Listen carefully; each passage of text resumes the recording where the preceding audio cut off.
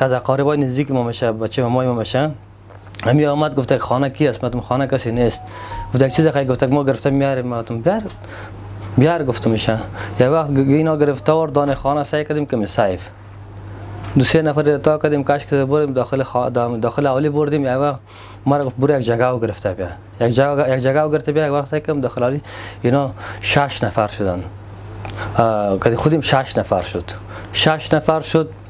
اینا سیف از رئیس بود که مایده کرد وقت سعی کردیم که $20,000 افغانی $20,000 است. 1 لک افغانی $500 دیگه است. 2.5 دلار که 3000 افغانی دیگه است. دیگه میچله و چی کاره و همین چیزای دیگه هم است. اینا در جیب خود کرد. ما یک تاکسی رو گرفته رفتم. مال چپان گفت الا چپان بیا.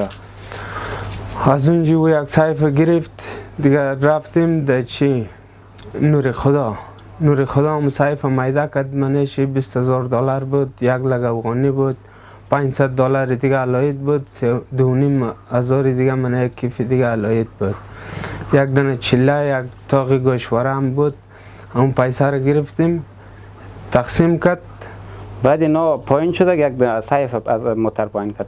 بشیرش پرسان کرد که سیف برای از کیسه گفتی از فامیلی گپ نیست. باز موتر بالا کرد ما را گفت حرکت کنیم.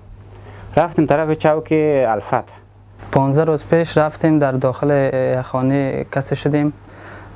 با 2 میل سلا بودیم 4 نفر.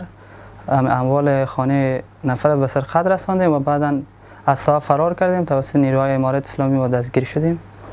با 4 نفر رفیقای ما که باز 3 میل توپنچه ما را گرفته فعلا به حساب سرقت مسلحانه گرفته. یعنی سرقت‌ها چند سرقتایی که مثلا نمیشه اجزایشان هسته با امید رفیقای ما انجام دادیم.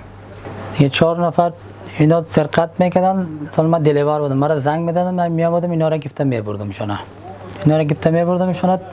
هر باری که مثلا چندین بار یک بار دو باری که دم زنگ داده آمدم پشت خانه اینا را گرفته بردمشون. دفعه آخرم همین 4 نفر 5 نفری که 4 نفر که بودن همینام فقط اینمی مرا زنگ دادن آمدم گرفته آوردمشون در نیروهای امنیتی امارات اسلامی. ما را داخل شهر گرفتن. د بلخ ولایت مزار شریف ښار کې دوه مشهوره د غلو ډلې نیول شوې دي. د بلخ ولایت مزار شریف ښار د شپږمې امنیتي حوزې په مربوطاتو کې یو 3 کسیزه بانډ د غلو چې د یو کور څخه $15,500 امریکایي ډالر او 1,15,000 افغانۍ او نور مختلف اغلاوې هم کړي دي چې په دې کې اطلاع هم شامل دي. د یادو کسانو سره 1 میل توپنچه هم ګیر شوې ده او دغه رقم د بلخ ولایت مزار شریف ښار د 5مې امنیتي حوزې په مربوطاتو کې چې یو مشهوره بانډ 5 کسیزه ګروپ د غلو یادو کسانو د یو کور څخه 41,000 افغانۍ او طلاوې غلا کړي دي چې د یادو کسانو سره 3 میل توپنچې هم نیول شوي دي.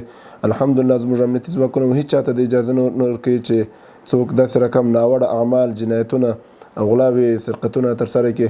نو کوم کسان چې دغسې ناوړه اعمال ترسره کوي هغه به په خپل وخت کې ګیریږي او د قانون منګول ته به سپارل کیږي. موږ ټولو بلخ میشتو ولسونو ته دا ډاډ او اطمینان ورکوو چې الحمدلله زموږ امنیتي ځواکونه شپه ورځ په 4 ساعته ګزمو او چک پوینټونو باندې فعاله دي. نو هیڅ چاته دا اجازه نه ورکوي چې کوم جنایتونه ترسره کړي.